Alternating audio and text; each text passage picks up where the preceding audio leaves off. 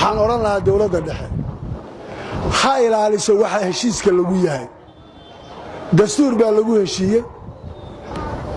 isagaasaa lagu kala adag yahay ka madaxweynihii isagu ku yimid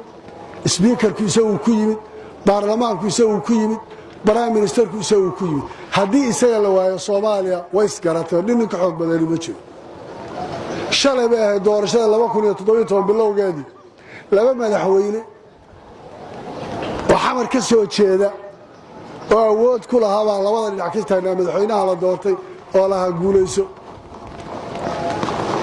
loo maleynaysaa nin daaroodii awood u leeyahay intuu ku istaago in xamar hareeraha loogaga istaagay haddaan buugga ayarka la ixtiraamin absolutely ma haddaan dastuurka lagu dhaqmi waayo loo hogaansami waayo oo waxa dadka ka dhaxeeya la garan waayo cidina cid xoog wax kuma qaadi karto